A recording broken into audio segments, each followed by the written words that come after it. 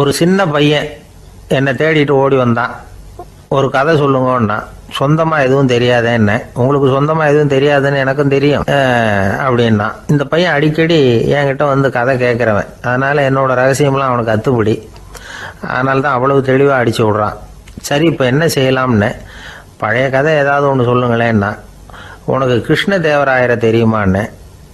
அவர்கிட்ட நேரில் பழக்கம் இல்லை, ஆனால் அவரை பற்றி புஸ்தகத்தில் படிச்சிருக்கேன்னா.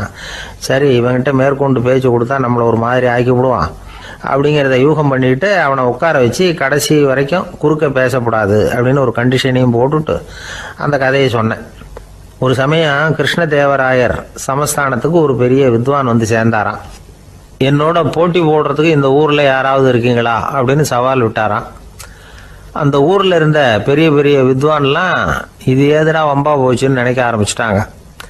யாரும் அந்த ஆளோட போட்டி போடுறதுக்கு தயாராக இல்லை. எல்லாரும் நடுங்கிக்கிட்டு இருக்கிறாங்க. அந்த நேரத்தில் ஒருத்தன் மட்டும் தைரியமாக முன்னுக்கு வந்தான். அது யாருன்னா தெனாலிராமன்.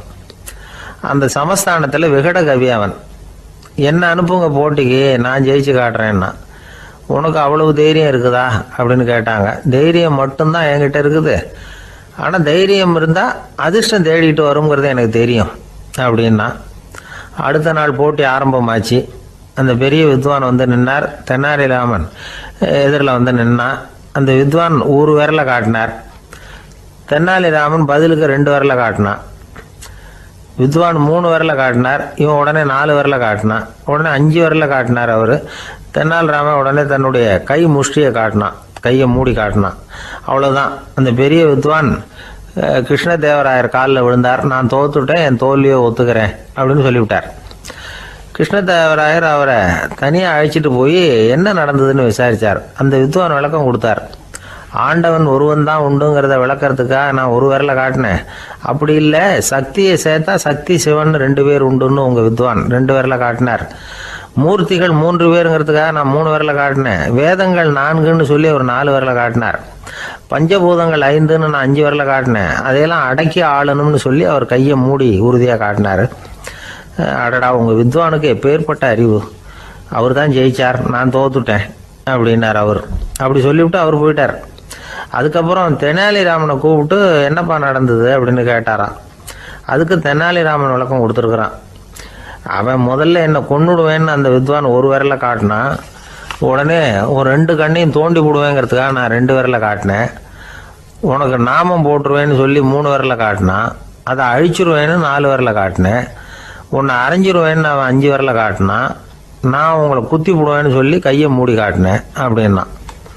இப்போ பாருங்க, ஜெயிச்சது யார்? தைரியம் மட்டும் இருந்துட்டா அதிர்ஷ்டம் தானா தேடி வருங்கிறது எவ்வளவு உண்மையாக போச்சு. அதனால் நாம் எப்பவும் தைரியமாக இருக்கணும்னு சொல்லிவிட்டு என் எதிரில் கதை கேட்டுட்டு உட்காந்துருந்த சின்ன பையனை பார்த்தேன். அவன் என்னை நிமிர்ந்து பார்த்தான். அவன் தன்னோட கை கால் 2ஐயும் ஒரு மாதிரியாக என் முன்னால் தூக்கி 20 விரலை காட்டினான். எனக்கு ஒன்றும் புரியல. இதுக்கு என்னப்பா அர்த்தம்னு கேட்டேன். இதே கதையை இதுக்கு முன்னாடி என்கிட்ட 20 தடவை நீங்கள் சொல்லியிருக்கீங்கன்னு அர்த்தம் அப்படின்னா. ஒருத்தர் வேகமாக நடந்து போகிறார். கடைத்தெருவில் ஒரு ஸ்வீட்டு கடையை பார்க்குறார். உடனே சடன் பிரேக் போட்டது மாதிரி நிற்கிறார். ஒரு ஸ்வீட் வாங்கி சாப்பிட்லாமேன்னு மனசு சொல்லுது. டாக்டர் வேணாம்னு சொல்லியிருக்கிறார், உடம்புக்கு ஒத்துக்காது, அதனால் அது வேணாம்னு சொல்லுது அறிவு. இவர் மனசு சொல்கிறத கேட்கல, அறிவு சொல்கிறபடி கேட்குறார். அதனால் மறுபடியும் வேகமாக அங்கேருந்து நடந்து போயிடுறார். அவர் நல்ல மனுஷன். மனுஷனுக்கு அறிவும் இருக்குது, உணர்ச்சியும் இருக்குது. எதுக்கு எடுத்தாலும் உணர்ச்சி வசப்பட்டுக்கிட்டு இருக்கக்கூடாது, அறிவு வசத்தில் நாம் இருக்கணும். அப்போ தான் நாம் நல்லபடியாக வாழ முடியும். இல்லைன்னா அவஸ்தை தான். மகாபாரதத்தில் சந்தனுன்னு சொல்லி ஒரு அரசன் வர்றான். அவன் ஒரு சமயம் அறிவு வசப்படாமல் உணர்ச்சி வசப்படுறான். அதாவது ஒரு நாள் கங்கை கரையில் ஒரு அழகான பொண்ணை பார்க்குறான். இவனுடைய மனசு அவகிட்ட போயிடுது. அவளை வந்து கல்யாணம் பண்ணிக்கிறதுக்கு ஆசைப்படுறான். அந்த பொண்ணு சரின்னு சம்மதிக்கிறா. ஆனால் ஒரு நிபந்தனை போடுறா. அந்த நிபந்தனைக்கு சம்மதம்னு சொன்னாதான் உன்னை கல்யாணம் பண்ணிக்குவேன்னு சொல்கிறா. சரி, அவள் போட்ட நிபந்தனை என்ன தெரியுமா? இது மாதிரி, நான் உங்கள் மனசு புண்படுற மாதிரி எந்த காரியம் பண்ணாலும் நீங்கள் என்ன ஏன்னு கேட்கக்கூடாது, நான் செய்கிற காரியத்தை தடுக்கவும் கூடாது. அப்படி நீங்கள் செஞ்சால் அடுத்த கடமை நான் உங்களை பிரிஞ்சு போயிடுவேன். இதுதான் அந்த பொண்ணு போட்ட நிபந்தனை. சந்தன அரசன் இந்த நிபந்தனையை வந்து ஒத்துக்கலாமா? இதை அறிவுபூர்வமாக யோசிச்சிருந்தா இதுக்கு கட்டுப்பட்டுருக்க மாட்டான். இந்த நிபந்தனைக்கு நான் சம்மதிக்க மாட்டேன்னு தான் சொல்லியிருக்கணும். ஆனால் அவன் அந்த நேரத்தில் உணர்ச்சி வசத்தில் இருந்தான். அதனால் நீ என்ன சொன்னாலும் சரின்னு ஒத்துக்கிட்டான். அதில் கல்யாணம் பண்ணிக்கிட்டான். இதனால என்ன ஆச்சு? 7 பச்சை இளம் குழந்தைகளை பிறந்த உடனே அவள் கங்கையில் தூக்கி எறிஞ்சி கொல்லக்கூடிய கோர காட்சியை இவன் ஒன்று பின்னாடி ஒன்றா பார்க்க வேண்டியதாக போச்சு. கடைசியில் 8வது குழந்தை பிறந்ததுன்னு தான் அவனுடைய அறிவு மேலோங்குது. அந்த கொடிய செயலை தடுத்து நிறுத்துறான். அந்த 8வது குழந்தை தான் பின்னாடி பீஷ்மர் ஆகிறார். ஒரு பக்தி பிரசங்கத்தில் ஒரு பேச்சாளர் இந்த விஷயத்தை சொல்லிவிட்டு இன்னொரு விஷயமும் சொன்னார். அது என்னன்னா, சந்துனு மன்னன் அறிவுக்கும் உணர்ச்சிக்கும் நடுவில் அகப்பட்டு தவிச்சதுனால அவன் வம்சத்தில் வந்த கௌரவர்கள் உணர்ச்சி வசப்பட்டாங்க, பாண்டவர்கள் அறிவு வசப்பட்டாங்க அப்படின்னு சொன்னார். மனுஷனுக்கு உணர்ச்சியை விட அறிவு மேலோங்கி இருக்கணுங்கிறது சரிதான். ஆனால் அந்த அறிவை எப்படி உபயோகப்படுத்துகிறோங்கிறது முக்கியம். ஒருத்தர் சொன்னார், சார் இன்னைக்கு கோயம்புத்தூரில் ஒரு கல்யாணம், அதுக்கு நான் போக முடியலேன்னு நினைக்கும் பொழுது மனசுக்கு ரொம்ப வருத்தமாக இருக்குது சார் அப்படின்னார். ரொம்ப உணர்ச்சி வசப்பட்டார். அதுக்காக கவலைப்படாதீங்க சார், ஒரு வாழ்த்து தந்தி கொடுத்துருங்களேன் அப்படின்னார் இன்னொருத்தர். அது எப்படி சார் முடியும்னார் அவர். நான் தானே சார் கல்யாண மாப்பிள்ளை அப்படிங்கிறார் அந்த ஆள். ஒரு நண்பர் வந்தார்.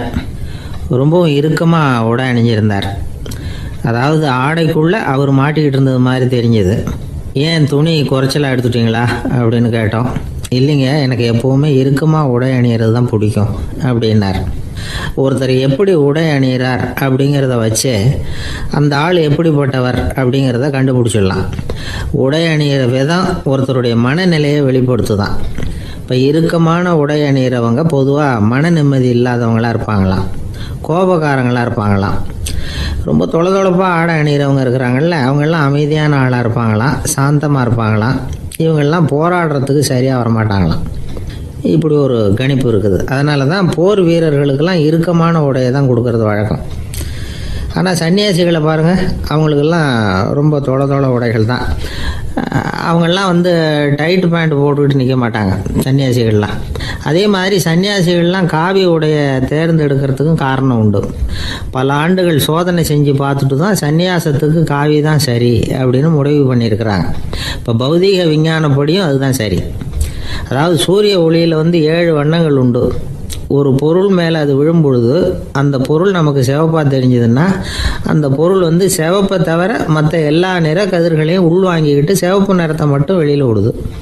அதாவது விலக்கி விடுது. அதனால தான் அந்த பொருள் சிவப்பாக தெரியுது. உடல் ஆரோக்கியத்துக்கு ஓரளவு சிவப்பு தேவைப்படுது.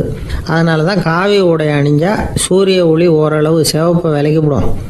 அதாவது சிவப்பின் பலனும் கிடைக்கும், இந்த சிவப்பின் கெடுதலும் இல்லை அப்படின்னு யோசனை பண்ணாங்க. காவி உதய வேளையின் நிறம். கீழ் வானத்தில் கதிர் உதிக்கிற வேளையில் முதல் ஒளி தோன்றுகிற நேரத்தில் காவி நிறம் தான் கசியும். தியானம் செய்கிறப்போ முதல்ல காணக்கூடிய ஒளி காவி நிறம் தான். தியானத்தின் உச்ச நிலையின் நிறம் நீலம். தியானம் காவி நிறத்தில் ஆரம்பமாகி நீல நிறத்தில் நிறைவடைகிறது அப்படிங்கிறார் ஓஷோ. நீலம் தியான சிகரம், காவி தியான ஆரம்ப குறியீடு, ஒரு சன்னியாசியின் ஆரம்ப தரிசனம் அப்படிங்கிறார் அவர். ஒருத்தர் நாள் பூரா காவி உடைய அணிஞ்சிருந்தா அந்த நிறம் அவருக்கு தியானத்தை பற்றிய நினைவை ஊட்டிக்கிட்டே இருக்கும். இப்படியே ஆடைக்கும் தியானத்துக்கும் இடையில ஒரு தொடர் ஏற்படுது. ஒரு துறவியின் உள்ளார்ந்த பண்பாக அது மாறுது. கடை வீதியில் ஒரு பொருள் வாங்க போகிறோம், அது மறந்துடக்கூடாதுங்கிறதுக்காக ஞாபகம் முடிச்சு போட்டுக்கிறோம். அந்த முடிச்சுக்கும் பொருளுக்கும் தொடர்பு இல்லை. ஆனால் கடை வீதிக்கு போன உடனே அந்த முடிச்சு அந்த பொருளை ஞாபகப்படுத்துது. அதாவது அந்த முடிச்சு ஒரு தொடர்பு அம்சமாக அமையுது. அது மாதிரி தான் காவி உடையும். ஒரு துறவி நடக்கும் பொழுது, சாப்பிடும் பொழுது, குளிக்கும் பொழுது அவருடைய காவி உடை அவருக்கு ஞாபகப்படுத்திக்கிட்டே இருக்கும். அது ஒரு நிலைப்படுத்தப்பட்ட நினைவாக ஞாபகம் முடிச்சாக மாறிடுது. காவி ஆடை இல்லைன்னா ஒருத்தரால் துறவியாக முடியாதுன்னு அர்த்தம் இல்லை. அதே நேரத்தில் காவி ஆடையால் ஒன்றும் பிரயோஜனம் இல்லை, அதில் ஒன்றும் அர்த்தம் இல்லை அப்படின்னு சொல்லிட முடியாது. இதுதான் உண்மை.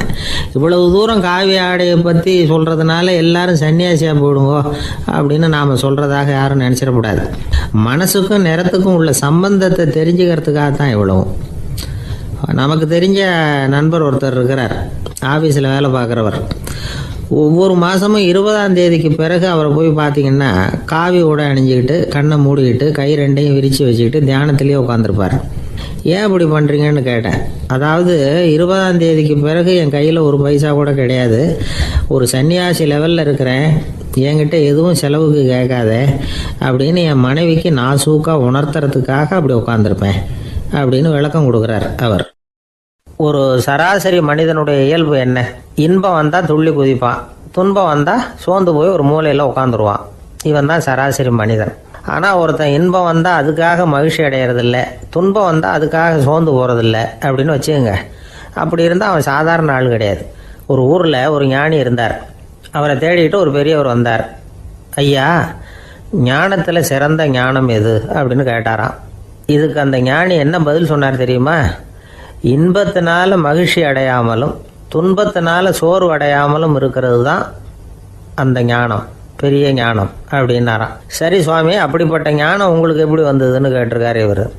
அதை நான் ஒரு கழுதைகிட்ட இருந்து கற்றுக்கிட்டேன் அப்படின்னாராம் அவர். இவருக்கு ஒன்றும் புரியல, ஒரு மாதிரியாக முழிச்சிருக்கிறார். இதை அவர் புரிஞ்சுக்கிட்டார். நீங்கள் நாளைக்கு காலையில் நம்முடைய ஆசிரமத்துக்கு வாங்க, புரிய வைக்கிறேன்னாராம். சரின்னு அவர் போயிட்டார். மறுநாள் காலையில் ஆசிரமத்துக்கு வந்து சேர்ந்தார். ஞானி அவரை கூப்பிட்டு உட்கார வச்சார். வாங்க, வந்து இப்படி உட்காருங்க, கொஞ்சம் நேரத்தில் இந்த வழியாக ஒரு கழுதை போகும், அதை கவனித்து பாருங்கன்னாராம். இவருக்கு இன்னமும் ஒன்றும் புரியாமல் போச்சு, ஒரே குழப்பம். இருந்தாலும் அந்த ஞானி சொன்னது மாதிரியே உட்காந்துருக்கிறார். கொஞ்சம் நேரத்தில் அந்த வழியாக ஒரு கழுதை போச்சு. அது முதுக நிறைய அழுக்கு மூட்டைகள், அதை சுமந்துக்கிட்டு போகுது. ஒரு சலவை தொழிலாளி அதை ஓட்டிகிட்டு போகிறார். கொஞ்சம் தூரத்தில் ஒரு ஆறு இருக்குது. அங்கே போய் துணியெல்லாம் சுத்தப்படுத்திக்கிட்டு சாயந்தரமாக திரும்பி இந்த வழியாகவே வருவாங்க.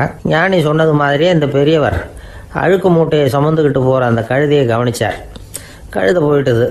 அதுக்கப்புறம் ஞானியை திரும்பி பார்த்தார். இப்போ அந்த ஞானி சொன்னார், சாயந்தரம் வரைக்கும் நீங்கள் இங்கேயே இருக்கணும்னார். அதே மாதிரி இவர் இருந்தார்.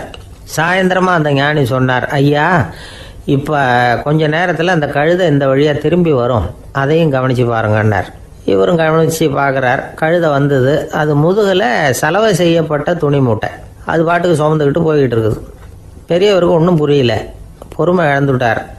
சரி சுவாமி, இந்த கழுதைக்கும் உங்கள் ஞானத்துக்கும் என்ன சம்பந்தம் அப்படின்னார். இப்போ அந்த ஞானி விளக்கினார். ஐயா, இந்த கழுதை இதே மாதிரி தினமும் காலையில் அழுக்கு மூட்டைகளை சுமந்துக்கிட்டு ஆற்றுக்கு போகுது, மாலையில் வெண்மையான சுத்தமான துணிகளை சுமந்துக்கிட்டு திரும்பி ஊருக்கு போகுது. காலையில் இது போகும் பொழுது முதுகில் அழுக்கு மூட்டைகளை சுமந்துக்கிட்டு போகிறோமேங்கிற வருத்தமும் அதுக்கு கிடையாது.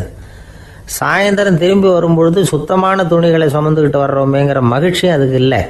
இதை பார்த்து தான் நானும் அது மாதிரி ஞானத்தை கற்றுக்கிட்டேன் அப்படின்னாராம். அதனால் யார் கற்றுக் கொடுக்குறாங்க அப்படிங்கிறத விட எதை கற்றுக்கிறோம் அப்படிங்கிறது தான் முக்கியம். ஒரு சினிமா பார்க்குறோம், ஒரு அருவி கொட்டுறது மாதிரி காட்சி வருது, தண்ணீர் வழியுது. படம் முடிஞ்சதும் பார்த்தீங்கன்னா அந்த திரை என்ன நனைஞ்சு போயாருக்கும். ஒரு தீப்பிடிச்சு எரியிற காட்சியே சினிமாவில் பார்க்குறீங்க, காட்சி முடிஞ்சதும் அந்த வெண் திரையே கருகி போயாருக்கும். படத்தில் வர்ற தண்ணீரும் நெருப்பும் அந்த திரையை பாதிக்கிறது இல்லை. நாம் அந்த திரை மாதிரி இருக்கிறதுக்கு கற்றுக்கணுமா. அந்த பக்குவம் வந்துவிட்டதுன்னா இன்பமும் துன்பமும் நம்ம எதுவும் செய்யாது. ஒரு சினிமாவை பார்க்குற வரைக்கும் சிரிக்கலாம், அழலாம். பார்த்துட்டு வெளியில் வரும்பொழுது அழுதுகிட்டே வரக்கூடாது. ஒருத்தர் வந்தார், அப்படி படம் முடிஞ்சு வெளியில் வரும்பொழுது அருவி மாதிரி கண்ணீர் சிந்திக்கிட்டே வரார். ஏன் சார், படம் அவ்வளவு சோகமா அப்படின்னு கேட்டார். இன்னொருத்தர், இல்லை சார், கூட்டம் ரொம்ப குறைச்சல் சார், மொத்தம் படம் பார்க்க வந்தவங்களே 15 பேர் தான் சார் அப்படின்னார் கண்ணீரை தொடச்சிக்கிட்டே. அதுக்கு நீங்கள் ஏன் சார் அழறீங்கன்னு கேட்டார் அவர். இந்த படத்தோட தயாரிப்பாளரே நான் தான் சார் அப்படின்னாரா இவர். ஒரு நீதிமன்றம், அங்கே ஒரு கொலை வழக்கு சம்பந்தமாக விசாரணை நடந்துக்கிட்டு இருக்குது. அந்த வழக்கறிஞர் ரொம்ப தீவிரமாக வாதாடிக்கிட்டு இருக்கிறார். தன்னுடைய கட்சிக்காரர் நிரபராதிங்கிறது அவருக்கு நல்லா தெரியும். அதனால தான் அவர் சார்பாக வாதாடுறதுக்கே ஒத்துக்கிட்டார். அப்படி அவர் மும்முரமாக வாதாடிக்கிட்டு இருக்கிற சமயத்தில் அவசரமாக தந்தி ஒன்று வந்து சேர்ந்தது. அதை வாங்கி படித்து பார்த்தார். அதுக்கப்புறம் அதை மடித்து தன்னுடைய கோட்டு பையில் வச்சுக்கிட்டு தொடர்ந்து வாதாட ஆரம்பிச்சிட்டார். பேசி முடித்தார். அதுக்கப்புறம் அங்கே கோர்ட்டில் இருந்த சக வக்கீல்கள் அவர்கிட்ட வந்தாங்க. தந்தி ஒன்று வந்ததே, என்ன விஷயம் அப்படின்னு விசாரித்தாங்களாம். அப்போ அவர் சொல்லியிருக்கிறார், ஊரில் சிகிச்சைக்காக போயிருந்த என்னுடைய மனைவி இறந்து போனதாக தந்தி வந்திருக்குது அப்படின்னாராம். மற்ற வக்கீல்களுக்கு அதிர்ச்சி. என்னங்க இது, மனைவி இறந்ததை விட கேஸு முக்கியமாக உங்களுக்கு அப்படின்னு கேட்டிருக்கிறாங்க. இறந்து போன என் மனைவி மறுபடியும் திரும்பி வர போகிறதில்ல, ஆனால் என்னுடைய கட்சிக்காரர் ஒரு கொலை வழக்கில் மாட்டிக்கிட்டார், அவரும் நிரபராதி, அவர் உசுரை நான் காப்பாற்ற வேணாமா, இதுதான் என்னுடைய கடமை அப்படின்னாராம். இப்படி இவர் சொன்னதும் எல்லாரும் அப்படியே திகைச்சு போய் நின்றுட்டாங்களாம். சரி, கடமைக்கு முக்கியத்துவம் கொடுத்த அந்த வழக்கறிஞர் யார் தெரியுமா? அவர் தான் இரும்பு மனிதர் சர்தார் வல்லபாய் பட்டேல். குஜராத் மாநிலத்தில் 1875 அக்டோபர் 31 அன்றைக்கு ஜாவேரி பாய் அப்படிங்கிறவருக்கு 4வது பிள்ளையா அவர் பிறந்தாராம். இந்த ஜாவேரி பாய் யார் தெரியுமா? ஜான்சி ராணி லட்சுமி பாய் போர் படையில் ஒரு வீரராக பணிபுரிஞ்சவர். இளம் வயசில் வல்லபாய் படையில் ரொம்ப சிரமப்பட்டு படிச்சிருக்கார். விடாமுயற்சி வெற்றியை கொடுத்தது. கல்லூரியிலையும் காலடி வச்சார். அதுக்கப்புறம் வக்கீல் பட்டத்தையும் வாங்கினார். பிரிட்டிஷ் ஆட்சி நடந்துக்கிட்டு இருந்த சமயம் குஜராத்தை சேர்ந்த பர்டோலி தாலுக்காவில் விவசாயிகள் மேலே அரசாங்கம் திடீர்னு நில வரியை வசதி விட்டு தான். ஏழை விவசாயிகள் ரொம்ப கஷ்டப்பட்டுருக்காங்க. அரசாங்கம் வரி செலுத்தாத விவசாயிகளின் நிலங்களையெல்லாம் ஜப்தி செஞ்சுதான். அரசாங்கத்தை எதிர்க்கிறவங்களையெல்லாம் கைது பண்ணி சிறையில் அடைச்சிட்டாங்களாம். சில பேர் வீடு வாசல் ஆடு மாட்டையெல்லாம் விற்று கூட வரி கட்ட வேண்டிய நிலைமைக்கு ஆளாயிட்டாங்க. வழக்கறிஞர் வல்லபாய் படேல் நில வரியை உடனே ரத்து பண்ணணும் அப்படின்னு பம்பாய் கவர்னருக்கு ஒரு கடிதம் எழுதினார். எந்த பலனும் இல்லை. உடனே எல்லா விவசாயிகளையும் அணி திரட்டினார். அதுக்கு தானே தலைமை தாங்கினார். சத்தியாகிரகம் நடத்தினார். அந்த பகுதியில் எந்த வேலையும் நடக்கலை. வேறு வழி இல்லை. ஆட்சியாளர்கள் உடனே வரியை ரத்து பண்ணாங்க. சிறையில் இருந்தவங்களெல்லாம் வெளில விட்டாங்க. 1928 ஆகஸ்ட் 6 சர்க்காருக்கும் விவசாயிகளுக்கும் இடையில் ஒரு உடன்பாடு ஏற்பட்டது. அதுக்கப்புறம் தான் நிலைமை சரியாக போச்சான். வல்லபாய் படேலின் பொது சேவையை பாராட்டின பொதுமக்கள் அவருக்கு சர்தார் அப்படிங்கிற பட்டத்தை கொடுத்தாங்களாம். சர்தார்னா தலைவர் அல்லது தளபதின்னு அர்த்தம். இரும்பு மனிதர்னு இவருக்கு பேர். இருந்தாலும் நகைச்சுவை உணர்வும் இவருக்கு நிறைய உண்டு. ஒரு தடவை ஒரு பத்திரிகை நிருபர் வந்திருக்கார். சர்தார் பட்டேல்கிட்ட அவருக்கு பிடிச்ச பண்பாடு கலாச்சாரம் எது அப்படின்னு கேட்கணும்னு ஆசை. அதனால் அவரை பார்த்து கேட்டாராம், ஏங்க உங்களுக்கு பிடிச்ச கல்ச்சர் எது அப்படின்னு கேட்டிருக்கார். இதுக்கு சர்தார் பட்டேல் சொன்ன பதில் என்ன தெரியுமா? எனக்கு பிடிச்ச கல்ச்சர் அக்ரிகல்ச்சர் அப்படின்னாராம். ஒரு நண்பர் சினிமா படம் தயாரிக்கிறவர், அவர்கிட்ட ஒரு நாள் பேசிக்கிட்டு இருந்தேன். அது எப்படி சார், நீங்கள் எடுக்கிற எந்த படமும் கையை கடிக்காத அளவுக்கு எடுத்துடுறீங்களே, அது எப்படின்னு கேட்டேன். அது ஒன்றும் பெரிய விஷயம் இல்லை சார். பெண்களுக்குன்னு சில உருக்கமான காட்சிகள், இளைஞர்களுக்குன்னு சில நடனங்கள், அடிதடி காட்சிகள், அப்புறம் வயசானவங்களுக்குன்னு சில ஆன்மீக காட்சிகள், சின்ன பிள்ளைங்களுக்கு சிரிப்பு, இப்படி எல்லாமும் சேர்த்து நான் படம் எடுக்கிறேன். மசாலா படம்னு பேர். இது ரொம்ப பெருசாக இல்லைன்னாலும் ஓரளவுக்கு சுமாராக ஓடிடும், கையை கடிக்காது அப்படின்னார். இது ஒரு உத்தி. சில பத்திரிகை ஆசிரியர்களும் இந்த உத்தியை கையாளுறது உண்டு. இந்த உத்திக்கு பார்னம் உத்தி அப்படின்னு பேர். பார்னம் எஃபெக்ட் அப்படின்னு சொல்லுவாங்க. அதாவது ஃபீனியஸ் டி பார்னம் அப்படின்னு ஒருத்தர் அமெரிக்காவில் இருந்தாராம். அதாவது 19ஆம் நூற்றாண்டில் அமெரிக்காவில் கொடிகட்டி பறந்த ஒரு சர்க்கஸ் நிறுவனத்தின் அதிபர் அவர். இந்த உலகத்தில் ஒவ்வொரு நிமிஷமும் ஒரு ஏமாளி பறந்துக்கிட்டே இருக்கிறான் அப்படிங்கிறது அவருடைய சித்தாந்தம். ஒவ்வொருத்தரையும் திருப்திப்படுத்துகிற அளவுக்கு அம்சங்களை கொஞ்சம் கொஞ்சமாக கலந்து கேளிக்கை நிகழ்ச்சிகளை நடத்தினது தான் அவருடைய மகத்தான வெற்றிக்கு காரணம். அதனால் அந்த உத்தியை யார் கடைப்பிடிச்சாலும் சரி, அதுக்கு பார்னம் உத்தி அப்படின்னு பேர் வந்துட்டுது. ஜோசியம் சொல்கிறவங்களுக்கும் இந்த உத்தி தான் கை கொடுக்குது. ஒரு விஷயத்த ஒருத்தருடைய கோள் நிலைகள் அல்லது கையெழுத்து நிரூபிக்கிறதாக அவர்கிட்ட சொன்னால் அதை அவர் நம்பிவிடுவார். ஆனால் அந்த விஷயம் நல்லதாக இருக்கணும், நேர்மையானதாக இருக்கணும், அதாவது பாசிட்டிவாக இருக்கணும். 8ஆம் இடத்துல குரு, 9ஆம் இடத்துல சனி, நீங்கள் ஒரு பெரிய மேதை தான் அப்படின்னு சொல்லுவாங்க. கேட்குறவங்களுக்கு அதை மறுக்கிறதுக்கு மனசு வராது. அப்படி சொல்லும் பொழுது கூடவே என்ன கொஞ்சம் முன்கோபம் அதிகமாக இருக்கும், இருந்தாலும் அது உடனே மறைஞ்சிரும் அப்படின்னு சில அற்ப விஷயங்களையும் சொன்னாலும் அதையும் சரிதான்னு சொல்லி ஒத்துக்குவாங்க. ஆளுமையை எடை போடுகிற ஒரு நிறுவப்பட்ட உத்தியின் மூலமாக தன்னுடைய குணாதிசயங்கள் கண்டுபிடிக்கப்பட்டதாக அவர் நம்புறது தான் இதுக்கு காரணம். இந்த மாதம் பணத்தட்டுப்பாடு கொஞ்சம் இருக்கும், உடம்புல ஏதாவது கொஞ்சம் அசௌகரியம் இருக்கும், வீட்டுக்குள்ளே லேசாக மனஸ்தாபம் வரலாம், இது மாதிரி பொதுப்படையாக சிலதை சொன்னாலே போதும், மக்களை நம்ப வச்சுடலாம். இதெல்லாம் நமக்கு மட்டும்தான் ஏற்படுது அப்படின்னு சொல்லி அவங்க நினைக்கிறது தான் காரணம். இதுதான் பார்னம் உத்திங்கிறது. மனிதர்கள் பாராட்டுகளை விரும்புகிறதும் விமர்சனங்களை வெறுக்கிறதும் பார்னம் உத்தியின் அடுத்த கூறு. அதனால் ஒருத்தருக்கு ஜோசியம் சொன்னாலும் சரி, அவருடைய ஆளுமையை மதிப்பிடுறதாக இருந்தாலும் சரி, அவரை புகழற மாதிரி இருந்தாலும் சரி, அப்படி இருந்தால் தான் அது சரியாக இருக்கும். சாதகமான விஷயங்களை அதிகமாகவும் பாதகமான விஷயங்களை நாசூக்காகவும் சொன்னால் மக்கள் அதை நம்பிவிடுவாங்க. ஒருத்தரை கருமின்னு சொன்னால் ஏற்றுக்க மாட்டார், அதையே கொஞ்சம் மாற்றி நீங்கள் கொஞ்சம் சிக்கனமான ஆசாமி அப்படின்னு சொன்னால் நீங்கள் சொல்கிறது சரிதான் சார் அப்படிம்பார். நீங்கள் பெரிய செலவாளி தான், இருந்தாலும் நல்ல விஷயங்களுக்கு தான் செலவழிப்பீங்க அப்படின்னு சொல்லணும்.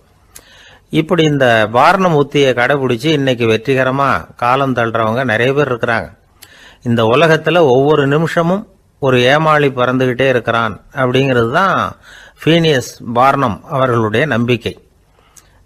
அதை விட அடுத்தவங்களை ஏமாளியாக நினைக்கிற மனுஷர்கள் தான் இன்னைக்கு உலகத்தில் ரொம்ப அதிகம். ஒருத்தர் தன்னுடைய மேலதிகாரிகிட்ட போய், ஐயா ஒரு நாள் லீவு வேணும், என் தங்கச்சிக்கு கல்யாணம் அப்படின்னார். அவர் பார்த்தார், ஒரு 10 நிமிஷம் வெளியில் இருங்கன்னார். 10 நிமிஷம் கழித்து கூப்பிட்டார், இதை பாருங்க, நீங்கள் சொல்கிறது பொய். இப்போ உங்கள் தங்கச்சிக்கு ஃபோன் பண்ணேன், அவங்க தனக்கு 2 வருஷத்துக்கு முன்னாடியே கல்யாணம் ஆகிட்டதாக சொல்கிறாங்க அப்படின்னார். உடனே இவர் சொன்னார், சார் இப்போ நீங்கள் சொல்கிறதும் பொய்யா தான் இருக்கணும், ஏன்னா நிஜமாக எனக்கு ஒரு தங்கச்சியே கிடையாது அப்படின்னார். சில பேர் ஆளை பார்த்தா 60 வயசு மாதிரி தோணும், உண்மையான வயசு என்னன்னு பார்த்தா 40 அல்லது 45 சில பேரை பார்க்கறதுக்கு 45 மாதிரி தெரியும், உண்மையிலேயே 65 தாண்டி இருப்பாங்க. ஒரு மனிதனுக்கு 2 வகையான வயது உண்டுங்கிறார் ஓஷோ. அதாவது உடம்புக்குன்னு ஒரு வயசு, மனசுக்குன்னு ஒரு வயசு. முதல் உலக மகாயுத்தம் நடந்தது இல்லையா, அது முடிஞ்சதுக்கு அப்புறம் முதல் தடவையா மனிதனின் மூளை வளர்ச்சியை பற்றி மனநல வைத்தியர்கள் ஒரு கணக்கெடுப்பு சோதனை நடத்தினாங்களாம். அது வரைக்கும் மனிதனுக்கு 2 வகையான வயது உண்டுன்னு யாரும் சிந்திச்சதே இல்லையா. அந்த உலக மகாயுத்தம் முடிஞ்சதுக்கு அப்புறம் மனிதனுடைய சராசரி மனதின் வயதை கணக்கிட்டு பார்க்கும் பொழுது அவங்களுக்கெல்லாம் ரொம்ப அதிர்ச்சியாக இருந்துதான். ஏன்னா அது ரொம்ப பின்தங்கிய நிலையில் இருந்திருக்கு, வளர்ச்சி அடையாத நிலையில் இருந்திருக்கு. அவங்க கண்டுபிடிச்ச பிரகாரம் அப்போ மனசோட சராசரி வயசு என்ன தெரியுமா, 14. அப்படின்னா பார்த்துங்க, உடல் ரீதியாக ஒருத்தரோட வயசு 70 கூட இருக்கலாம், ஆனால் மனசோட வயசு 14 தான். இதுக்கு நேர்மாறாக அமைஞ்சு போச்சுன்னு வச்சுங்க. அதாவது ஒருத்தருக்கு உண்மையிலேயே 14 வயசு, அதாவது உடலோட வயசு 14, அவரோட மனசின் வயசு 70ன்னு வச்சுக்கோங்க. இப்படி அமைஞ்சுட்டுதுன்னா அவர் சீக்கிரம் ஞானத்தன்மை அடைஞ்சிருவார் அப்படின்னு அர்த்தம். இப்போ நமக்கெல்லாம் உடம்போட வயசு மனசோட வயசு ரெண்டும் ஒன்றா இருந்துட்டா அதுவே போதும், அதுவே பெரிய விஷயம். இப்போ எமர்சன் கிட்ட போய் ஒருத்தர் கேட்டாராம், உங்கள் வயசு என்ன அப்படின்னு. அவர் உடனே பதில் சொல்லியிருக்கார், 360 வருஷம் அப்படின்னாராம். கேட்டவர் குழம்பி போயிட்டார். அவர் என்ன சொல்கிறாரு, 360 வயசா, என்ன நம்ம காதில் தான் சரியாக விழலையா? எமர்சன் எப்பவும் உண்மையை பேசுகிற ஒரு சிறந்த அறிவாளி, அவர் இப்படிலாம் பொய் சொல்ல மாட்டாரே அப்படின்னு ஒரு யோசனை பண்ணிக்கிட்டே இவர் மறுபடியும் அவர் கிட்ட போனாராம். ஐயா நீங்கள் சொன்னது சரியாக என் காதில் விழலை, அதனால் மறுபடியும் கேட்குறேன், உங்கள் வயசு என்ன அப்படின்னாராம். எமர்சன் மறுபடியும் சொல்லியிருக்கிறார், 360 வருஷம்னு. வந்தவருக்கு உண்மையிலேயே அதிர்ச்சியாக போட்டுது. அதுக்கப்புறம் மெதுவாக ஆரம்பித்தாராம், ஐயா நீங்கள் சொல்கிறத என்னால் ஏற்றுக்க முடியாது, எப்படி பார்த்தாலும் இப்போ உங்களுக்கு வயசு ஒரு 60க்கு மேலே இருக்காதுன்னு நினைக்கிறேன் அப்படின்னாராம். நீங்கள் சொல்கிறது சரிதான், அது என் உடம்போட வயசுன்னாராம் எமர்சன். அப்படின்னா ஏற்கனவே நீங்கள் சொன்னது அப்படின்னு கேட்டிருக்காரு, அது என் மனசோட வயசு அப்படின்னாராம். நம்மளை பொறுத்த வரைக்கும் அறிவு தூசு படிஞ்சிருக்கு, அது மாதிரியே அன்பும் மாசுபட்டிருக்கு. இது ரெண்டையும் சுத்தம் பண்ண வேண்டியிருக்குது, அப்போ தான் நாம் சரியான வயசில் வாழ முடியும். ஒரு ஆசாமி இருக்கிறார், அவருக்கு உடம்போட வயசு அதிகம், மனசோட வயசு ரொம்ப குறைச்சல், குழந்தை மாதிரி. அவர் ஒரு ஆஸ்பத்திரியில் படுத்திருக்கிறார். நர்சம்மா எல்லாருக்கும் மருந்து கொடுத்துட்டு போகிறாங்க. கொஞ்ச நேரம் கழித்து திரும்பி வந்தாங்க. அப்போ இவர் அந்த அம்மாவை கூப்பிட்டு சொல்கிறார், இதை பாருங்கள் சிஸ்டர், நீங்கள் எல்லாருக்கும் சின்ன சின்ன மாத்திரையாக கொடுத்துட்டு எனக்கு மட்டும் நீளமான மாத்திரையாக கொடுத்துட்டீங்க, முழுங்கிறதுக்கு ரொம்ப கஷ்டமாக போச்சு, இனிமேல் எனக்கும் சின்ன மாத்திரையாக கொடுங்க சிஸ்டர் அப்படின்னாராம். அந்த அம்மா உடனே அதிர்ச்சியாகி தலையில் அடிச்சுக்கிட்டாங்களாம். நான் கஷ்டப்பட்டு மாத்திரையை முழுங்கினத்துக்கு நீங்கள் ஏமா தலையில் தட்டிக்கிறீங்க அப்படின்னு கேட்டிருக்காரு இவர். இதுக்கு அவங்க சொல்லியிருக்கிறாங்க, நான் உங்களுக்கு கொடுத்துட்டு போனது மாத்திரை இல்லைங்க, அது தெர்மாமீட்டர் அப்படின்னாங்களாம். ஒருத்தர் ஓடி வந்தார், இன்னொருத்தரை பார்த்து, சார் உங்கள் சைக்கிளை ஒரு நாள் இரவல் கொடுங்களேன், பக்கத்து ஊருக்கு போயிட்டு வர வேண்டியிருக்கு அப்படின்னார். இவர் சைக்கிளை கொடுத்து பத்திரமா கொண்டுட்டு போங்கன்னார். சார் இதை பத்திரமா கொண்டு போகிறேன், கவலையே வேணாம், ஏன்னா இது உங்களோட சைக்கிள் அப்படின்னு நான் நினைக்கல, என்னோட சைக்கிளாக நினைக்கிறேன் அப்படின்னார். அதுக்கப்புறம் தான் இவருக்கு உண்மையாகவே பயம் வந்துட்டுது. ஏன்னா அவர் சொன்னது மாதிரி அதை தன்னோட சைக்கிளாவே நினைச்சு தள்ளிட்டு போட்டா என்ன பண்றது? எது எதை நம்முடையதா நினைக்கணுங்கிறதுக்கு ஒரு வரையறை இருக்கு. சில பேர் ஆபீஸையே வீடா நினைச்சு விடுறது உண்டு. அப்படிப்பட்டவங்க கூட வீட்டை ஆபீஸா நினைக்கிறது இல்லை. ஏன்னா வீட்டில் இவர் ஆபீஸராக நடந்துக்க முடியறதில்ல. இதெல்லாம் ஒரு பக்கம் இருக்கட்டும். இப்போ விஷயத்துக்கு வருவோம். பொறியியல் மேதை டாக்டர் விஸ்வேஸ்வரய்யா இருந்தார் இல்லையா, பாரத ரத்னா விருதெல்லாம் கொடுத்தாங்களே. ஆபீஸ் வேலை வேற, சொந்த வேலை வேற அப்படிங்கிறதுக்கு ஒரு உதாரணமா இருந்தவர் அவர். மைசூர் மகாராஜா கிட்ட திவானா இருந்தார். அவர் ஒரு நாள் அரசாங்க வேலை காரணமா வெளியூர் போயிருந்தார். ஹாசன்கிற ஊருக்கு பக்கத்துல ஒரு பயண மாளிகை, அங்க தங்கிவிட்டார். ராத்திரி அங்க தங்கி இருந்துட்டு விடிஞ்சதும் ஊருக்கு திரும்புறதாக திட்டம். ராத்திரி தூங்குறதுக்கு ரொம்ப நேரம் ஆயிட்டுது. ரொம்ப நேரம் வரைக்கும் அரசாங்க சம்பந்தப்பட்ட வேலைகளையே பார்த்துக்கிட்டு இருக்கிறார். அரசாங்க ஃபைல்கள் நிறைய இருந்தது. அதையெல்லாம் ஒவ்வொன்றா எடுத்தார், படித்து பார்த்தார், பரிசீலனை பண்ணார். அதில் எழுத வேண்டியதை எழுதினார், கையெழுத்து போட்டார். ஒரு வழியாக அந்த வேலையெல்லாம் முடிஞ்சுது. அதுக்கப்புறம் என்ன பண்ணார்னா, தன்னுடைய சூட்கேஸை திறந்தார். அதிலிருந்து 2 மெழுகுவத்தியை எடுத்து கொளுத்தி வச்சார். அந்த பயண மாளிகையில் அது வரைக்கும் எரிஞ்சுக்கிட்டு இருந்த மின்சார விளக்குகளை அணைச்சுட்டார். அதுக்கு பிறகு அந்த மெழுகுவத்தி வெளிச்சத்தில் சில புத்தகங்களை தொடர்ந்து படிக்க ஆரம்பிச்சிட்டார். அந்த பயண மாளிகையில் பணியாளராக இருந்தவர் இதை பார்த்துட்டு ஓடி வந்தார். மறுபடியும் மின் விளக்கு போடுறதுக்காக போனார். விஸ்வேஸ்வரய்யா அதை பார்த்துட்டு போட வேணாம்ட்டாராம். இது வரைக்கும் நான் அரசாங்க அலுவல்களை கவனிச்சுக்கிட்டு இருந்தேன், அதனால மின் விளக்குகள் அப்போ எரிஞ்சதில் தப்பு இல்லை. இப்போ நான் புத்தகம் படிச்சுக்கிட்டு இருக்கேன், இது என்னுடைய சொந்த வேலை. இங்கே இருக்கிற மின் விளக்கு அதுக்காக ஏன் எரியணும் அப்படின்னு கேட்டாராம். இப்போ இருக்கிற சில அரசு பணியாளர்கள்கிட்ட இந்த சம்பவத்தை பேச்சோட பேச்சா சொல்லி பார்த்தேன். அவங்களால இதை ஜீரணிக்கவே முடியல. நேர்மை தேவைதான் சார், அதுக்காக அவ்வளவு தூரத்துக்கு அது தேவையா அப்படிங்கிறாங்க. விஸ்வேஸ்வரய்யா அப்படி பண்ணினது தான் ஒரு நேர்மையாளர் அப்படின்னு இந்த உலகத்துக்கு நிரூபிக்கணுங்கிறதுக்காக இல்லை. தான் அப்படி நடந்து காட்டினா தன்னை சுற்றி இருக்கிறவங்களும் அதை கேள்விப்படுறவங்களும் முடிஞ்ச அளவுக்கு பொது வாழ்க்கையில் அரசு பணியில் நேர்மையை கடைபிடிக்க முயற்சி பண்ணலாமே அப்படிங்கிறதுக்காகத்தான். இப்போவும் சில பேர் இருக்கிறாங்க, இவங்க ஆஃபீஸ் வேற வீடு வேறன்னு நினைக்கிறது இல்லை, அவ்வளோ உரிமை. ஒருத்தர் அப்படிதான், அவருக்கு அவசரமாக 5000 ரூபா தேவைப்பட்டது. ஆஃபீஸு பணத்தை எடுத்துக்கிட்டார். அந்த நேரம் பார்த்து ஆடிட் வந்துட்டுது. ஆப்பிட்டுக்கிட்டார். விசாரணை நடக்குது.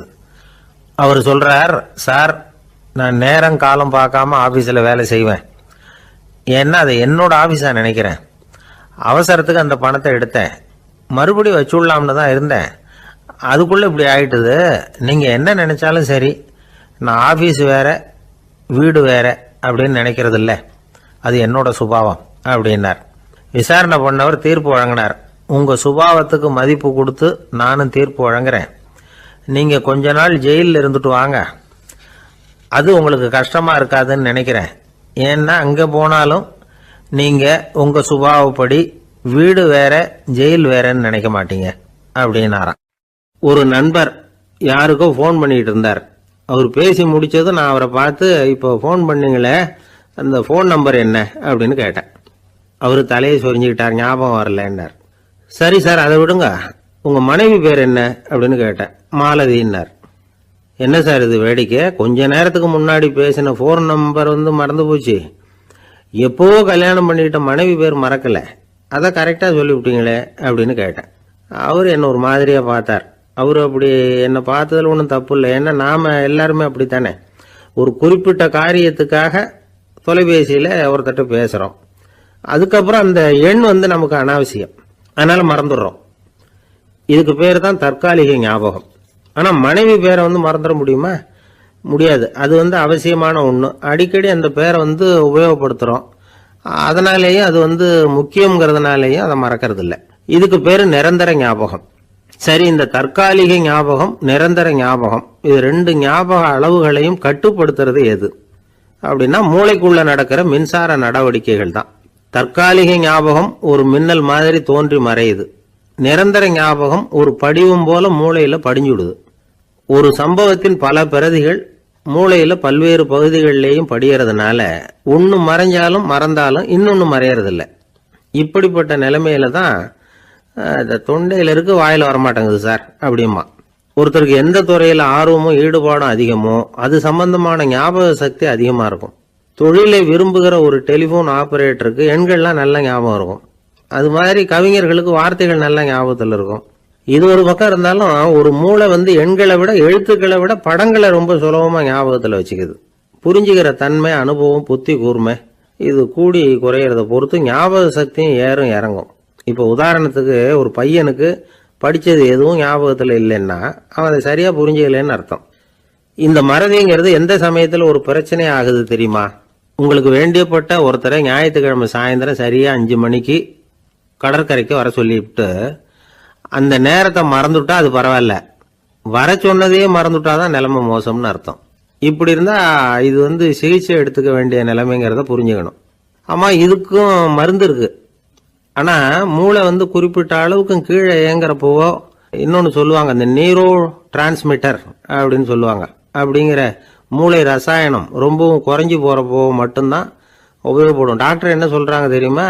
மூளையை பொறுத்த வரைக்கும் அதில் ஞாபக சக்தி அதிகமாக உள்ள மூளை, மறதி உள்ள மூளை அப்படின்னு ஒன்றும் கிடையாது அப்படிங்கிறாங்க. நினைவு வச்சுக்கிறதுக்கு பயிற்சி அளிக்கப்பட்ட மூளை, பயிற்சியற்ற மூளை அப்படின்னு வேணும்னா சொல்லலாம் அப்படின்னு சொல்கிறாங்க. அதனால நம்ம ஞாபக சக்திங்கிறது நம்ம கிட்ட இருக்கிற பயிற்சி, முயற்சி இதை பொறுத்து தான் அமையும். ஒருத்தர் ஒரு பென்சிலை எங்கேயோ வச்சுக்கிட்டு தேடிக்கிட்டு இருந்தார். அப்புறம் என்னமோ தீவிரமா யோசனை பண்ணி அதை ஞாபகப்படுத்தி பார்த்துக்கிட்டு இருந்தாராம். எதிரில் உட்காந்துருந்தவர் சொன்னார், பென்சிலை தானே தேடிட்டு இருக்கீங்க, அது உங்க வலது காதில் இருக்குது சார் அப்படின்னாராம் அவரு. இதுக்கு அவரு சொல்லியிருக்காரு, பென்சிலை வலது காதில் தான் வச்சிருக்கேங்கிறது எனக்கு நல்லா ஞாபகம் இருக்கு, ஆனா எது வலது காதுங்கிறது தான் மறந்து போச்சு அப்படின்னாராம். அவர் அதை தான் யோசிச்சுட்டு இருந்திருக்கிறார். ஒருத்தர் ரொம்ப கவலையோட உட்காந்துருந்தார். எதை பத்தி சார் கவலைப்படுறீங்கன்னு கேட்டோம். எதிர்காலத்தை பத்தி கவலைப்படுறேன்னார். ஏன்னு கேட்டோம். என்ன பண்றதுன்னே தெரியல சார், எதிர்காலம் ஒரே இருட்டா இருக்கு, பாதையே புரியலன்னார். இன்னைக்கு நம்ம இளைஞர்கள் பல பேருக்கு எதிர்காலம் இருட்டா தான் தெரியுது. அவங்கெல்லாம் இந்த கதையை கொஞ்சம் கேட்கணும். ஒரு மலை அடிவாரத்தில் ஒரு சின்ன கிராமம். அந்த மலை ரொம்ப உயரமானது, அடர்த்தியா செடி கொடிகள் மரங்கள் அதில் மண்டி கிடக்குது. பகல் வேளையில் இருட்டாக தான் இருக்கும், அவ்வளவு அடர்த்தி. அந்த மலை உச்சியில் ஒரு கோவில். முத நாள் ராத்திரியே புறப்பட்டாதான் காலையில் அந்த கோயிலுக்கு போய் சேர முடியும். கிராமத்து இளைஞன் ஒருத்தன் அந்த மலை உச்சிக்கு போக வேண்டியிருந்தது. கையில் ஒரு விளக்கை எடுத்துக்கிட்டு முத நாள் ராத்திரியே புறப்பட்டான். புறப்பட்டு போனவன் கிராமத்து எல்லையிலேயே நின்றுட்டான். ஏன் தெரியுமா? அவன் கையில் இருந்த விளக்கோட வெளிச்சம் 10 அடி தூரத்துக்கு தான் தெரியுது. அது வரைக்கும் தான் பாதை தெளிவாக இருக்குது. அதுக்கு அப்பால எல்லாம் ஒரே இருட்டாக இருக்குது, பாதை புரியல.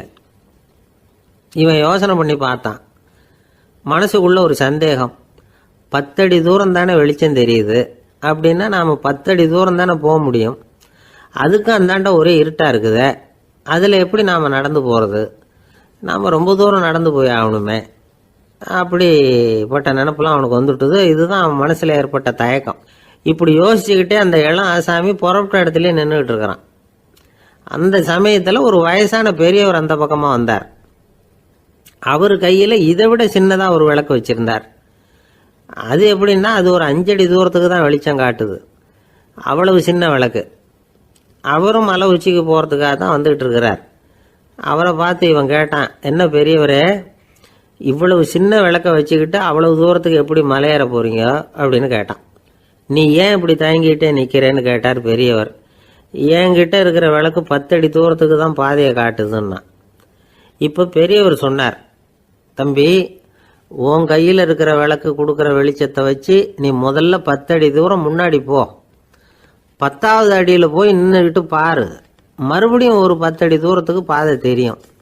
இப்படி உன் கையில் இருக்கிற விளக்கு தொடர்ந்து வெளிச்சம் காட்டிக்கிட்டே இருக்கும். நீ முன்னேற முன்னேற அந்த வெளிச்சமும் முன்னேறும்.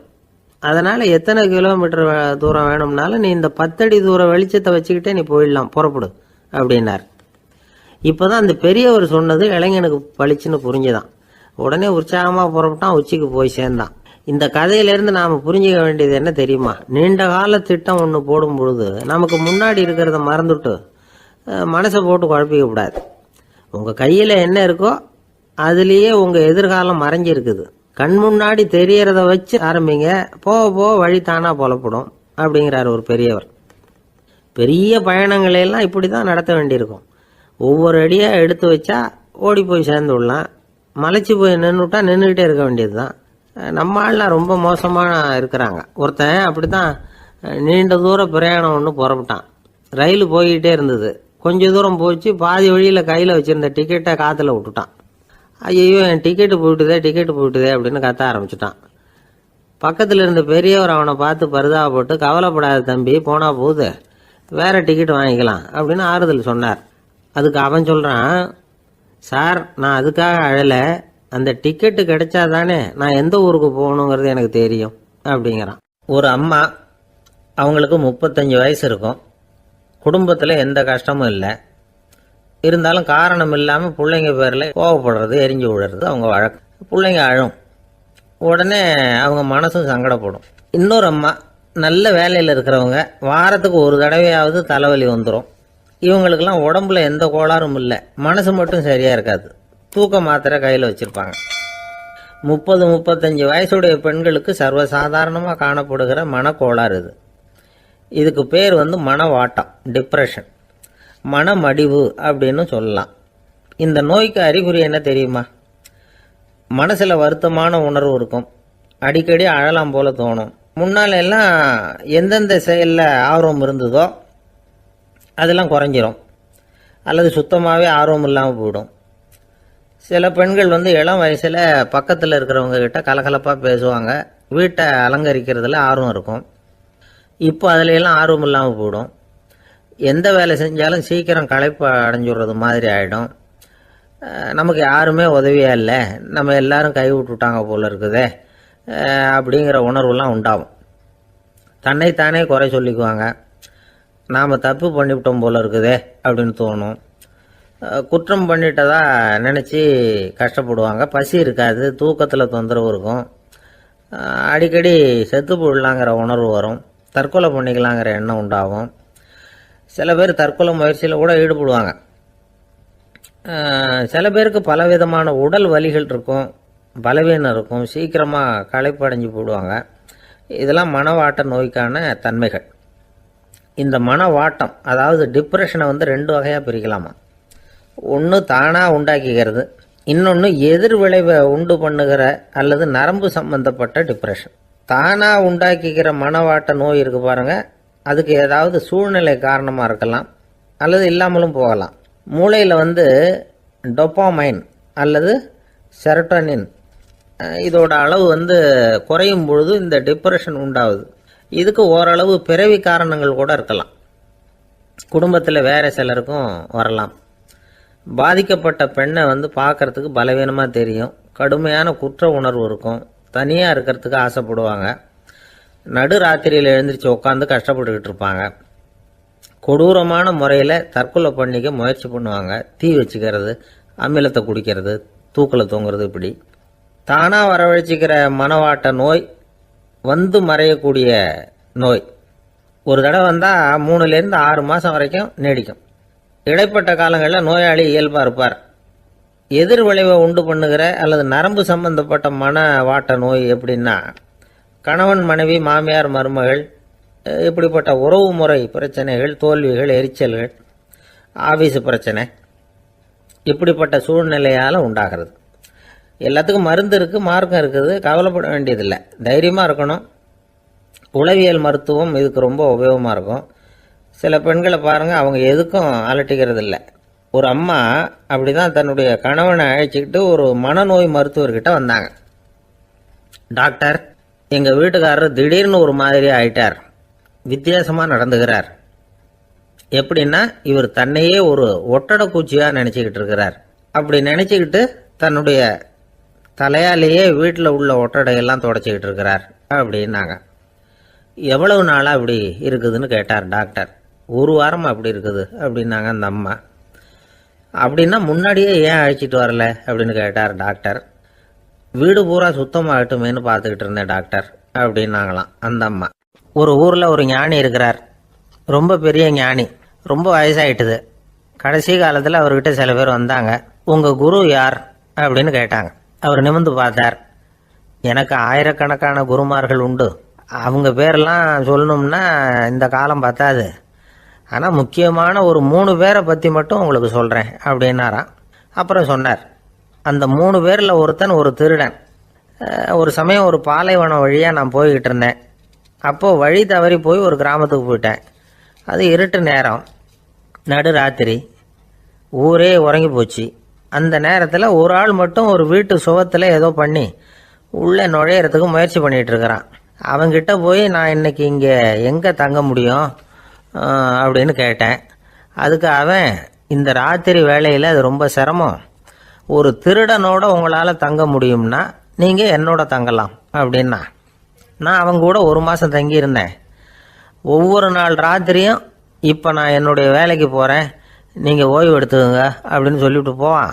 அவன் திரும்பி வந்த உடனே உனக்கு ஏதாவது கிடைச்சிதான்னு நான் கேட்பேன். அதுக்கு அவன், இன்னைக்கு ராத்திரி ஒன்றும் இல்லை, நாளைக்கு மறுபடியும் முயற்சி பண்ணுவேன் அப்படின்பா. எப்பவும் அவன் நம்பிக்கை இழந்ததே கிடையாது, எப்பவும் சந்தோஷமாகவே இருப்பான். நானும் ரொம்ப காலமாக தியானம் பண்ணிக்கிட்டே இருந்தேன், ஒன்றுமே நடக்கலை. ஆனால் நான் என்ன பண்ணேன் தெரியுமா, மனசு வருத்தப்படும், நம்பிக்கை இழந்துருவேன். அப்போல்லாம் அந்த திருடனுடைய விடாமுயற்சி தான் ஞாபகத்துக்கு வரும். அதனால் அந்த திருடன் எனக்கு ஒரு குரு. என்னுடைய 2வது குரு யாருன்னா அது ஒரு நாய். இது எப்படின்னா, ஒரு சமயம் எனக்கு ரொம்ப தாகமாக இருந்தது. ஒரு நதியை நோக்கி போயிட்டு இருந்தேன். அப்போ ஒரு நாயும் வந்தது, அதுக்கும் தாகம். ஓடி வந்து ஆற்றை பார்த்தது. அதோட நிழல் வந்து ஆற்றுல தெரிஞ்சது. அதை பார்த்ததும் பயந்துட்டுது. அதாவது அது தன்னுடைய சொந்த உருவத்தையே கண்டு பயந்தது. அதை பார்த்து குறைக்குது, திரும்பி ஓடிச்சு. ஆனால் அதுக்கு தாகம் அதிகமாக இருந்ததுனால அது மறுபடியும் திரும்பி வந்தது. பார்த்தா மறுபடியும் தண்ணியில் நாயோட உருவம் தெரியுது. இப்படி சில தடவை பண்ணிச்சு. இருந்தாலும் கடைசியில் தண்ணியில் குதிச்சுட்டுது துணிஞ்சி. இப்படி குதித்த உடனே அதோட உருவமும் மறைஞ்சுட்டுது. இதை பார்த்தேன். நான் என்ன புரிஞ்சுக்கிட்டேன்னா, எவ்வளவு தான் பயம் இருந்தால் கூட ஒருத்தன் தைரியமாக காரியத்தில் இறங்கணும் அப்படிங்கிறத புரிஞ்சுக்கிட்டேன். இந்த போதனை அந்த நாய்கிட்ட இருந்து எனக்கு கிடைச்சிது. இது ஒன்று. அடுத்தது என்னுடைய 3வது குரு யாருன்னா அது ஒரு சின்ன குழந்தை. நான் ஒரு சமயம் ஒரு நகரத்துக்கு போனேன். அங்கே ஒரு குழந்தை எரிகிற மெழுகுவத்தி ஒன்று எடுத்துக்கிட்டு வந்தது. நான் அந்த குழந்தைய பார்த்து வேடிக்கையாக கேட்டேன், ஏன் பாப்பா இந்த மெழுகுவத்தியை நீயாவே கொளுத்துனியா அப்படின்னு கேட்டேன். ஆமான்னுது அந்த குழந்தை. சரி, இந்த மெழுகுவத்தி முன்னாடி எரியாமல் இருந்தது, இப்போ எரியுது. இந்த மெழுகுவத்திக்கு வெளிச்சம் எங்கேருந்து வந்தது, அதை எனக்கு காட்ட முடியுமா அப்படின்னு கேட்டேன் அந்த குழந்தைகிட்ட. இதுக்கு அந்த குழந்தை சிரிச்சுக்கிட்டு அந்த மெழுகுவத்தியை ஊதி அணைச்சுட்டுது. அதுக்கப்புறம் என்னை பார்த்து கேட்டுது, இப்போ இந்த மெழுகுவத்தியின் வெளிச்சம் போனதை பார்த்தீங்க இல்லையா, அது எங்கே போச்சுன்னு எனக்கு சொல்லுங்க அப்படின்னுது. அந்த குழந்தை இப்படி கேட்டதும் என்கிட்ட இருந்த ஆணவம் அழிஞ்சுட்டுது. நான் படித்ததெல்லாம் அந்த வினாடியில் சுக்கு நூறாக போயிட்டுது. என்னுடைய முட்டாள்தனத்தை நான் உணர்ந்தேன் அப்படின்னு இவ்வளவும் அந்த ஞானி விவரமாக சொன்னாராம். அதனால் நாம் இன்னார்கிட்டே இருந்து தான் இதை கற்றுக்கணுங்கிறது இல்லை, யாருக்கிட்டே இருந்தும் எதையும் கற்றுக்கலாம். நம்மால் ஒருத்தன் ஒரு நாய் வளர்த்துக்கிட்டு இருந்தான். அந்த நாய்க்கு வால் கிடையாது, யாரோ ஏற்கனவே வெட்டி எடுத்துட்டாங்க. இந்த நாய் தான் சார் எனக்கு குரு, அதுகிட்டே இருந்து கூட நான் பாடம் கற்றுக்கிட்டு இருக்கிறேன் அப்படின்னா. அப்படி என்ன கற்றுக்கிட்டேன் இந்த வால் இல்லாத நாய்கிட்டே இருந்து அப்படின்னு கேட்டோம். நாம் யாருக்கிட்டையும் வாலாட்டக்கூடாது அப்படிங்கிற பாடத்தை அதுகிட்டே இருந்து தான் நான் கற்றுக்கிட்டேன் அப்படின்னா. இந்த உலகத்தில் எவ்வளவோ உயிரினங்கள் இருக்குது, ஒவ்வொன்றும் ஒவ்வொரு விதமாக சண்டை போடுது. இப்போ 2 மாடு சண்டை போட்டுக்குதுன்னு வச்சுங்க, என்ன பண்ணும், 2 முட்டிக்கும். அதுக்கு சண்டை போடுறதுக்கு ஆயுதமாக உபயோகப்படுறது அதோட கொம்பு. 2 சேவல் சண்டை போட்டுக்குதுன்னு வச்சுங்க, அதுக்கு ஆயுதமாக உபயோகப்படுறது அதோட கால் நகம். காலால் தான் அது ஒன்றோட ஒன்று சண்டை போட்டுக்கும். ஆனால் 2 மனுஷன் சண்டை போட்டுக்கிறான்னு வச்சுங்க, இவன் இன்னதை தான் ஆயுதமாக உபயோகப்படுத்துவான்னு குறிப்பிட்டு சொல்ல முடியாது. கல்லை எடுப்பான், கத்தி எடுப்பான், துப்பாக்கி எடுப்பான், என்ன வேணாலும் பண்ணுவான். வாயால் திட்டுவான், கையால் அடிப்பான், காலால் உதைப்பான், சகலகலா வல்லவன். விலங்குகள்லாம் பொதுவாக வாயை சாப்பிட்றதுக்கு மட்டும்தான் உபயோகப்படுத்துது. ஆனால் இவனுக்கு சாப்பிட்றதுக்கும் அதுதான், சாப்பிட்டு விட்டு திட்டுறதுக்கும் அதுதான். ஆனால் ஒரு விஷயத்தில் மட்டும் கெட்டிக்கிறேன். அதாவது நாம் சண்டை போட்டுக்கிட்டாலும் பரவாயில்லை, கோழிகள் சண்டை போடாமல் இருக்கணும் அப்படின்னு ஆசைப்படுறான். எதுக்காக? கோழிகள் சண்டை போடாமல் இருந்தால் நிறைய முட்டைகள் போடுமா, அதுக்காக தான் இந்த அக்கறை. கோழி பண்ணை வச்சிருக்கிறவங்களுக்கு இது ஒரு பெரிய பிரச்சனை.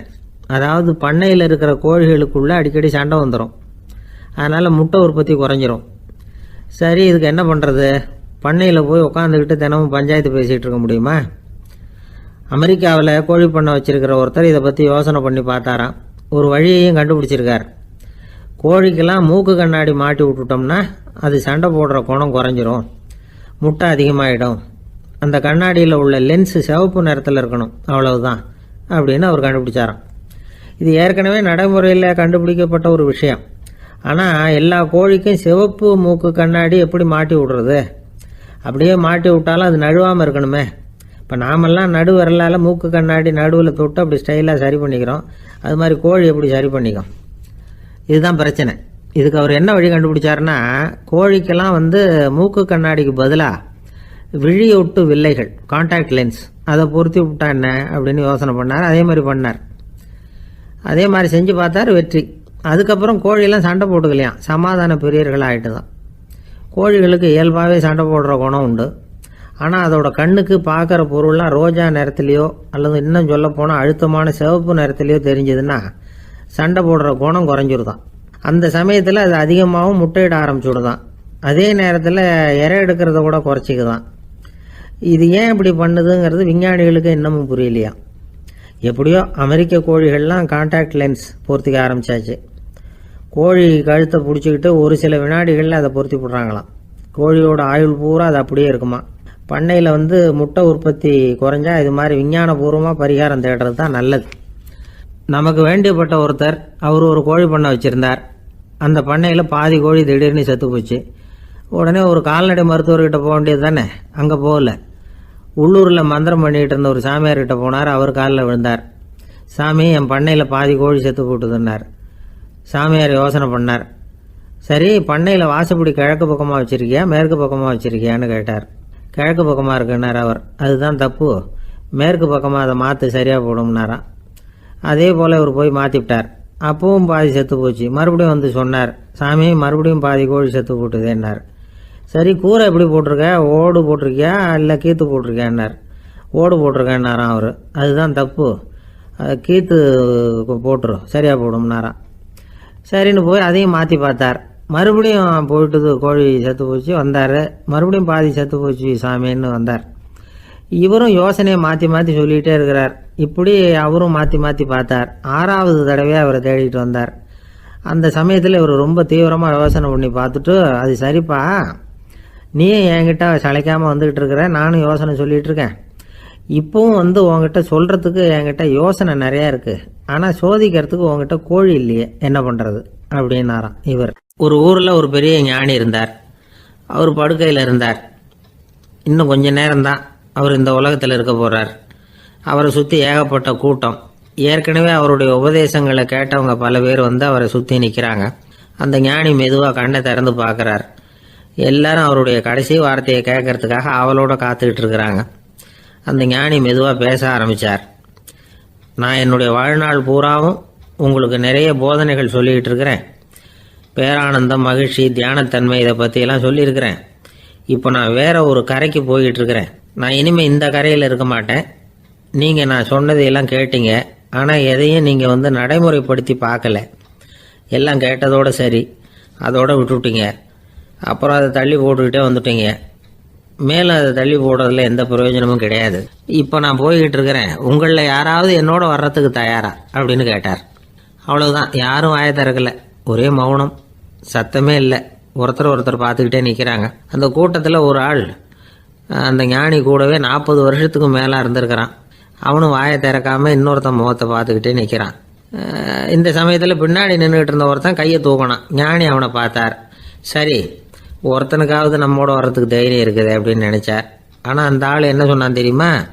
ஐயா, நீங்கள் கேட்குறப்போ நான் உடனே எழுந்திருக்கல, கையை மட்டும்தான் தூக்கினேன். என்ன காரணம்னா, நான் எப்படி அடுத்த கரைக்கு சேர்றதுங்கிறது தெரிஞ்சுக்கிறதுக்காக தான். அந்த விவரத்தை மட்டும் இப்போ உங்ககிட்ட இருந்து நான் தெரிஞ்சுக்க ஆசைப்படுறேன். ஏன்னா இப்போ நான் உங்கள் கூட வர்றதுக்கு தயாராக இல்லை. எவ்வளவோ காரியங்களை நான் இன்னும் இங்கே முடிக்க வேண்டி இருக்குது. வீட்டுக்கு ஒரு விருந்தினர் வந்திருக்கிறார். என்னுடைய இளைய மகனுக்கு கல்யாணம் பண்ணி வைக்கணும். அதனால் இன்றைக்கி உங்கள் கூட வர முடியாது. அது மட்டும் இல்லை, இப்போ உங்கள் கூட அடுத்த கரைக்கு வந்தால் திரும்பி வர முடியாதுன்னு வேறு சொல்கிறீங்க. அதனால் இப்போ நான் வரல. இன்னொரு நாள் நிச்சயமாக நான் வர்றேங்க, உங்களை சந்திக்கிறேன்.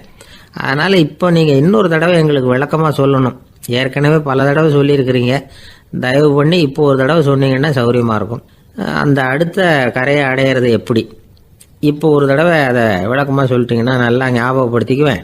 அது சரியான சமயம் வர்றப்போ இது எனக்கு உதவியாக இருக்கும் அப்படின்னு நானா. ஆனால் உண்மை என்ன தெரியுமா, அந்த சரியான சமயம் வரவே இல்லை அப்படிங்கிறது தான் உண்மை. இப்படி அந்த கதை முடியும். இந்த கதை அந்த ஒரு ஆளுக்கு மட்டும் இல்லை, கிட்டத்தட்ட எல்லாருக்குமே அது பொருந்தும் அப்படிங்கிறாங்க விவரம் தெரிஞ்சவங்க. எல்லாருமே அந்த சரியான தருணத்துக்காக தான் காத்துக்கிட்டு இருக்கிறாங்களாம். அதுக்காக ஜோசியம் பார்க்குறாங்க, கைரேகை பார்க்குறாங்க, நாளைக்கு என்ன நடக்குங்கிற ஆவலில் எல்லாரும் காத்துக்கிட்டு இருக்கிறாங்க. ஆனால் அந்த ஒரு நாள் ஒருபோதும் வரப்போகிறதில்ல. நீங்கள் தள்ளி போடுறதுக்காக பல அர்த்தமில்லாத காரணங்களை தேடுறீங்க அப்படிங்கிறார் ஒரு ஞானி. காத்திருக்கிறதுலேயே நம்ம காலம் ஓடி போயிடுது. ஏன்னா இன்னைக்கு நாம் சிந்திக்கிறது நாளைக்கு நாம் சிந்திக்கிறது இல்லை. ஒவ்வொரு நாளும் ஒவ்வொரு மாதிரி போயிடுது. நாளைக்கு மறுநாளை பற்றியே சிந்திக்கிறோம். இப்படியே அது பாட்டுக்கு போயிடும்.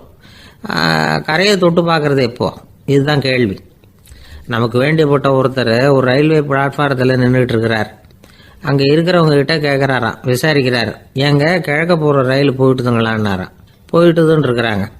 கொஞ்ச நேரம் கழிச்சு ஏங்க மேற்க போகிற ரயில் போயிட்டுதுங்களான்னு கேட்டிருக்காரு. போயிட்டுதுங்களான் இருக்காங்க. அப்புறம் கொஞ்ச நேரம் கழிச்சு மறுபடியும் ஏங்க 10:30 மணி வண்டி போயிட்டுதான்னு கேட்டிருக்காரு.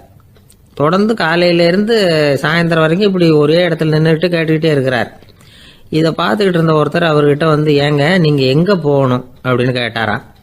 இவர் மெதுவாக சொன்னாராம், இந்த ரயில்வே லைனை தாண்டி அந்த பக்கம் போகணும் அப்படின்னாராம்.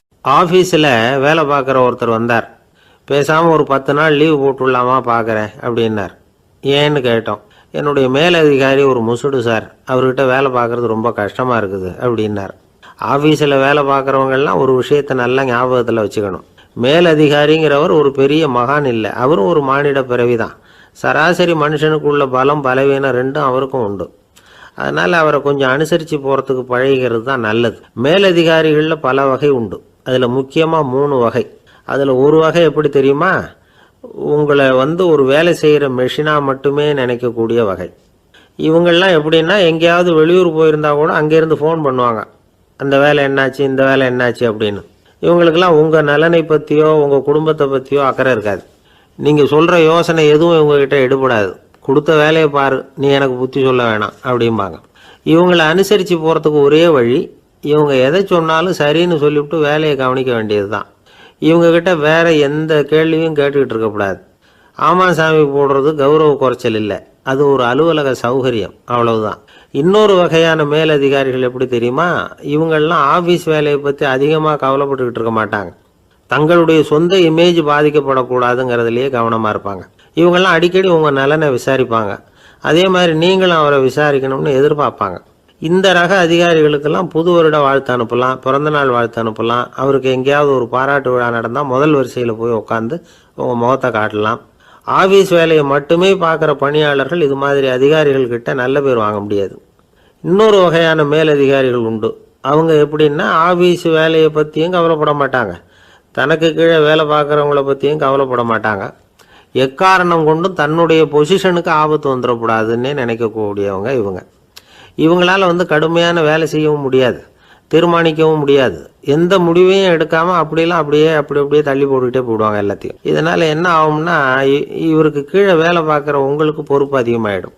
இவங்ககிட்ட போய் பிரச்சனையை மட்டும் சொல்லி பிரயோஜனம் இல்லை, அதுக்கான முடிவுகளை நீங்களே சொல்லணும். அப்போ தான் இது மாதிரி அதிகாரிகள்கிட்ட நல்ல பேர் வாங்கலாம். அட்லீஸ்ட் கெட்ட பேர் வாங்காமலாவது காலம் தள்ளலாம். ஆஃபீஸில் வேலை பார்க்குறவங்க முக்கியமாக சில விஷயங்களை ஞாபகத்தில் வச்சுக்கணும். ஆஃபீஸில் நடக்கிற நல்லது கெட்டது எதுவாக இருந்தாலும் உடனடியாக மேலதிகாரிகிட்ட தெரிவிக்கிறது நல்லது. 3வது மனிதர் மூலமாக அதை அவர் தெரிஞ்சுக்கிறது அவ்வளவு நல்லதில்லை. எந்த மேலதிகாரியுமே தான் இந்த சர்பாஸ் செய்யப்படுறத விரும்புறதில்லை. அதனால் அவருக்கு தெரியாமல் மேலிடத்துக்கு மணி எழுதி போடக்கூடாது. அப்படி எழுதி போடுறவங்க சில பேர் இருக்கிறாங்க. நீங்களும் உங்கள் மேலதிகாரியும் தொழில் ரீதியாக ஒரே படிப்பு படித்தவராக இருக்கலாம். அப்படி இருந்ததுன்னா அட்ஜஸ்ட் பண்ணி போகிறது கொஞ்சம் கஷ்டம்தான். இதை மனசில் வச்சுக்கிட்டு நடந்துக்கணும். உங்களுக்கும் அவருக்கும் அபிப்பிராய பேதமா, அது அவருக்கும் உங்களுக்கும் உள்ள தனிப்பட்ட பிரச்சனை. அதை விளம்பரப்படுத்திக்கிட்டு இருக்கக்கூடாது, அது அவருடைய கோபத்தை கிளறும். உங்கள் மேலதிகாரி உங்கள் கூட படித்தவராக இருக்கலாம், அதுக்காக அவரை எல்லாருக்கும் முன்னாடி அடைய கிச்சாமி எப்படிடா இருக்க அப்படின்லாம் கேட்டுக்கிட்டு இருக்கக்கூடாது. பொதுவாக யாரும் அதை விரும்புறதில்லை. இவ்வளவையும் உங்கள் மனசில் வச்சுக்கிட்டு கொஞ்சம் சாமர்த்தியமாக நடந்துக்கிட்டிங்கன்னா ஆஃபீஸ் உங்களுக்கு அவஸ்தையாக இருக்காது, ஆனந்தமாக இருக்கும். ஒரு மேலதிகாரி தன்கிட்ட வேலை பார்க்குற ஒருத்தரை பற்றி ரொம்ப பெருமையாக சொன்னாராம். எங்கள் ஆஃபீஸில் எவ்வளவோ பேர் வேலை பார்க்குறாங்க, எல்லாரும் தினமும் வந்து ஏதாவது பிரச்சனைகளை சொல்லிகிட்டு இருப்பாங்க.